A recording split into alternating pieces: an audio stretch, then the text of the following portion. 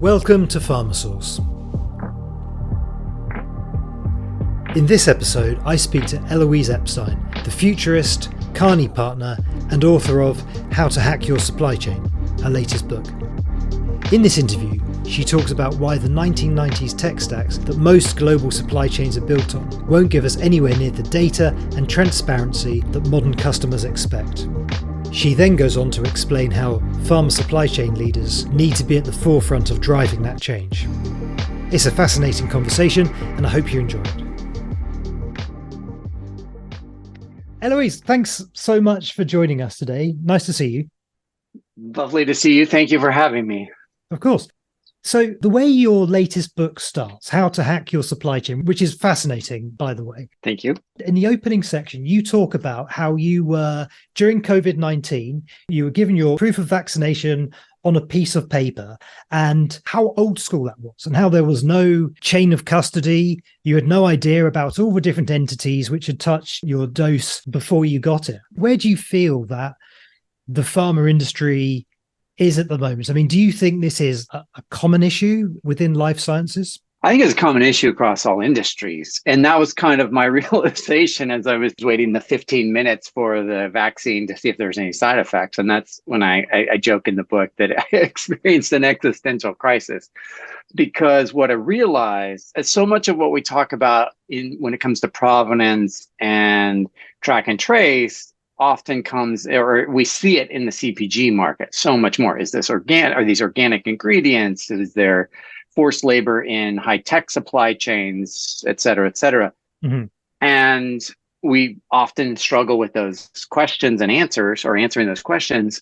And what I realized is we hadn't really talked about it, or it became very apparent to me as somebody that had just received a vaccine in my body that I knew so little about it. Mm. And then I started I ran home and like all I could think about, and I wrote this down on drew this out on a piece of paper, and it became the genesis of this book. Because how can we put, whether medical devices or vaccines or cold medicine in our bodies without understanding anything about the provenance?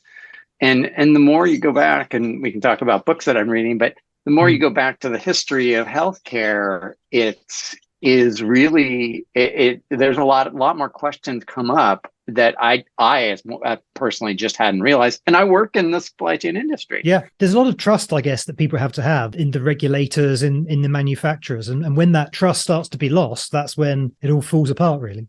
Right. And I think prior to the pandemic, we just took it as sacrosanct that, these medicines are good. And I believe they are. Like, I truly believe. Mm-hmm. But I think at least for the first time in my lifetime, we've seen wide-scale pushback on just what the government is telling and compelling people to do. And I think part of that comes from a lack of transparency. And I think we've seen this. We're seeing it certainly in high tech. We're getting wildly off subject here, but like Tesla getting bounced out of the ESG index, and the question is well, what contributes to sustainability in green companies? Is it the production of electric cars, which reduce carbon emission, or is it eliminating forced labor in battery manufacturing? And I don't know the answer. I'm not here to tell you, but I think we are becoming this unique moment of information accessible information and a desire for it. And when we have that as a society, then guess what? We start looking at things that we took for granted. It's like, oh yeah, that vaccine is great. Yeah, but wait a minute. Then we started to get people questioning that. And I think, and I'm not taking a side here, I'm just pointing out that these questions evolve naturally we're living in the information age, and these are questions that come out of that. Yeah. Because of the way that supply chains are constructed, there's still that real lack of transparency about the provenance of ingredients. Exactly. And that's the thesis of my book is we have managed, so we extended our supply chains over the last 20 or 30 years to maximize cost, which is great. That's a business decision. Everybody made that business decision. But what it did is it made them very brittle because we don't have visibility all the way down to the end tier or multi-levels into our supply chain. So that's a problem we have to solve. And what it's changed is the way we operate too, is now no longer do we operate within the four walls, but we actually use a lot more contract manufacturing and contract packaging and third-party logistics. And so, and not to mention the source material and all the other upstream activities. So when you break down the problem, it's really one of data exchange. It's how do we get this data from all the way from your source materials all the way down to what gets injected in your arm. And we don't have, not to be rude, but we don't have squat for that. And it's because, and why is that? It's because you have multiple entities. In my case, Moderna made the vaccine I took. Walmart distributed it to me. And then I have a healthcare provider, I have an insurance provider, I have government to report to, et cetera, et cetera. There's not one system. No, none of these systems connect with each other. And that's a huge problem going forward. And that's any supply chain professional, that's our work for the next 2 decades. Do you think it's almost a case then of starting again, saying that the supply chain we've got right now was okay in a previous decade or a previous century? Do we just need to start again now in making this interoperable data exchange? So the answer is that's what we need to do. That is not what we're going to do. And there's a lot of reasons for that. We have massive multinational companies that are highly profitable, make billions upon billions upon billions or trillions of dollars. It would be silly for me to sit here and say that we're going to just stop that and do something totally different. Yep.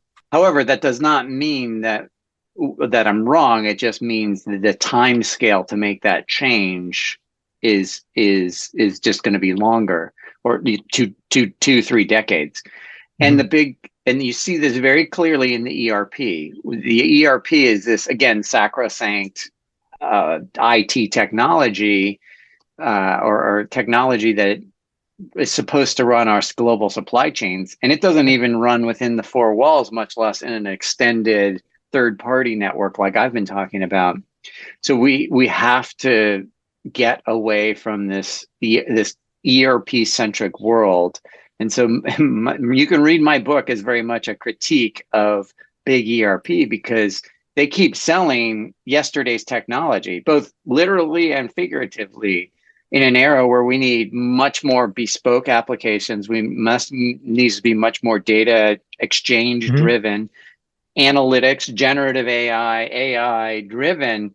These things don't come from ERP systems. And so while you won't, to be clear, we're not going to rip out the ERP systems. What we're going to do is they're just going to shrink in terms of prominence, and the budget's going to go to all these other things. Because right now, ERP budgets choke off innovation. Yeah. And so that's where that's when I say we start over, that's what we have to do. And just as a sidebar, and I put this in my book, that's what Amazon did. They looked around and they looked at all the big ERP systems and they're like, no, we'll build our own, thanks. Which then became obviously AWS as a service that others could use. Right. And they're now pivoting it into, and I don't have any special information, but I just watched them closely. They're now pivoted into a supply chain as a software as a service kind of thing. And they're still working it out. But I'm really fascinated because I think that's a big win for them on the long term in the context of what I've just been talking about. Yeah. Do you think that those sorts of cloud services, so AWS, Google Cloud, Azure, however you're going to configure the supply chain, there needs to be some centralizing thing for everything to feed into. Would you see those cloud platforms replacing the ERPs? Yes, absolutely. They'll all have the opportunity, and whether or not they take it, but one of them is going to sense the opportunity on supply chain and really own it. And I know AWS has made a foray, but it's still early days. So they haven't conquered that market yet. But no doubt in my mind that we move from ERP to cloud infrastructure. And it's an argument I make repeatedly in the book. We have to get to that because the cloud infrastructure is the layer at which we can exchange data with multiple third parties. And and we can do it natively, whereas the ERP is 2 or 3 levels of abstraction, which is why we get into exchanging data via Excel with ERP systems. Yeah. If you were advising a small company, maybe it's a biotech who's starting from scratch, potentially starting off using a a cloud platform like that as a starting point? Would that be a good way to go? At the other end of the scale, you've got your big pharma enterprises. For those two different use cases, what steps would you suggest that they take if they want to start to modernize how they're working? So let's start with the small biopharma before we get to the big folks. So the what I would advise the small biopharma is go slow and go incremental, and don't write a big check to a big vendor, because they will just stifle your growth and consume vast amounts of your resources, and needlessly so. And so you would be better off building around bespoke capabilities, maybe using a smaller ERP transaction, because there are, like, I'm not saying the functions within an ERP are bad. It's just, it's not the center of the universe. Right, exactly. It's just components of it. And so I would build most of the other components around it. And I think, a half a dozen engineers and a really good architect would replace an IT organization, quote unquote. Like one of the things I write about, CIO is irrelevant in today's day and age. What we're talking about tomorrow and things I'm talking about, CIO is no longer relevant. They need to just get the key, take the keys, go to the car, and leave the building, because they're not relevant unless they make this pivot. Because it's really supply chain leaders that have to be driving this digital agenda. So with that, that's what the small biopharma. Now, the big pharma companies, and a lot of them are my clients, so I'll be delicate here. They have a lot of technical debt. They have a lot of technical ERP debt. And so eventually you have to start to consolidate, move those off, do those things, but that's going to be sunk costs. And that's fine. There's nothing wrong with that, other than it costs a tremendous amount of money. But don't confuse that with building to the future. And that's the takeaway, is you still have to spin up these other capabilities, much like the smaller biopharma. You need to do these other activities, or else you're just marching to obsolescence. And eventually what will happen, at least I'm not sure about the pharma market, but certainly what will happen is cost structures will get out of whack. Because if you look at IT budgets, they're predominantly their cloud infrastructure and ERP and supply chain costs. Those costs are going to get whacked out over the next 10 years. Now, that's going to force some of this, not all of it, and it's not going to accelerate the 10 to 20 to 30 years I'm talking about. But this won't go unnoticed and untouched, for sure, especially if economic times change and constrict. Then I think that we'll have these conversations a lot faster. Does it make sense to have two separate teams, the ongoing day-to-day supply and logistics problem team, and then a separate future-focused team? How would you see that being structured? Absolutely. You have to, because there's way too many crises that if you don't have a dedicated team that's focused on building the future, then you're just spinning in circles. And over time, your BAU team or your business as usual team will shrink and your future forward will grow, but they have to be inverted right now. But you have to get a half a dozen, maybe if you're a bigger organization, 10, 12, 20 people, to start building this stuff. Because at a minimum, you need to get the data properly fixed, and which is, by the way, a leadership issue, not a resource issue. It's a leadership issue. What do you mean by that? Data is a leadership issue. I walk into every Fortune 500 company and I poke at them on their supply chain data, and I get the funniest looks, the funniest reactions. Things become very uncomfortable because everybody has bad data, and we somehow accept that. But I don't accept that. That's not how to run a modern enterprise. And we have no hope of it all comes back to that vaccine card. We have no hope of digitizing that across third parties if we don't actually get our data right, where we know what the materials are that went into the vaccine, that go into the delivery mechanism, that go into the shipping mechanism, the shipping logistics and whatnot. We have to get good at that. And if we don't even, if you can't even tell me what materials went into that vaccine and where they came from, then we have a fundamental problem. And as a supply chain leader, that's your job. That's job one. Yep. And, or maybe job two, aside from supply assurance or, actually producing the product. But it's right there. And we are not giving that the sufficient level of attention. And throwing money is not attention. And spinning up a cross-functional team that sits in a closet somewhere is not the proper amount of attention. You need every single leader, and I poke out everyone that I talk to and say it's unacceptable to have bad data, and you have to fix it because you have to lead the team and show the team you care about the data, you want the data correct, and you will make the decision about how to classify entities. All these MDM efforts, or the master data management efforts, they foul up when you're trying to design for complexity. Kearney has multiple. We have AT Kearney, we have AT Kearney Inc. We're registered something different in the UK. We have a US government entity. We have all these different entities. And then we rebranded as Kearney, not AT Kearney. So we have like all these different entities. That has to be grouped under one entity so you know who Kearney is. And oh, by the way, we acquired a company called Zervello. We acquired another company called Procura.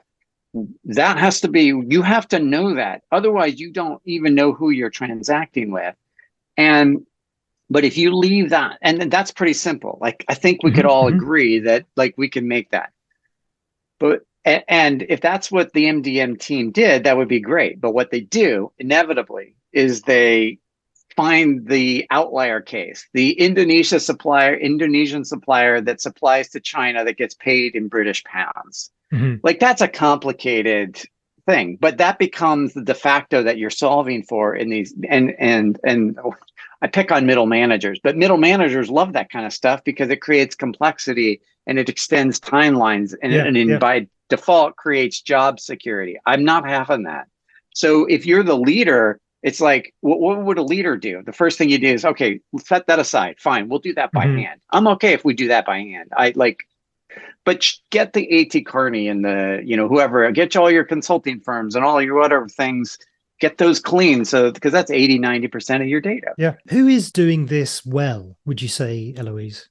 Well, I'll say is Vodafone, because Vodafone Procurement Company, because I just did a case study in my book on them. And the thing that I took away from them I've been at the Luxembourg a couple of times and interviewed them and talked to them extensively. They just are really good at data. They love data. They are like, data's not an issue for them. And they have this great, it's a great visual.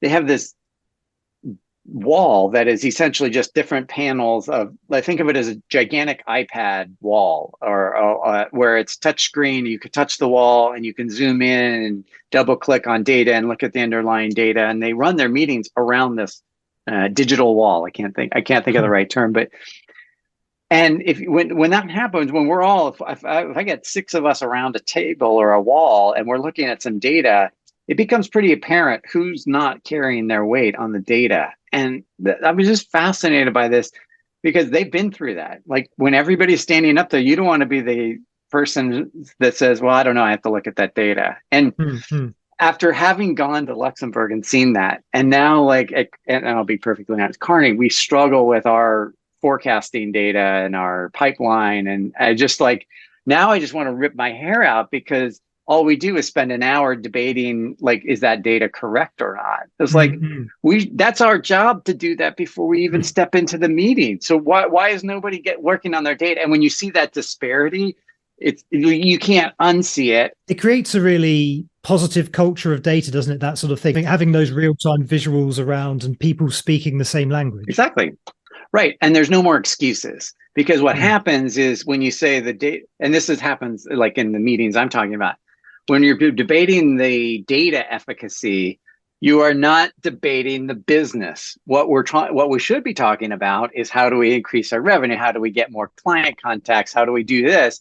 And we're debating whether or not the data is right, whether that forecast is right. Where is this data? It's missing. Like, we're wasting valuable time when we should be chasing data quality, when we should be talking about business strategy.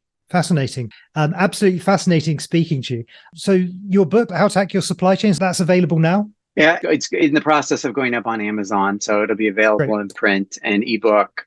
It is, if you want to listen to it, I've put it out on YouTube, and I'm releasing a chapter a week. Oh, fantastic. So anybody can go out there, because I've gotten more requests to do audio than anything else. So so it's going in line with that. Thank you so much. Let's speak again soon. Yeah. Thank you for allowing me to do this with you again. Not at all, not at all. Thanks, Elouise. Have a good day. You too. Bye. Remember, you can join the PharmaSource community over at pharmasource.global and sign up for your free membership. Thank you for listening.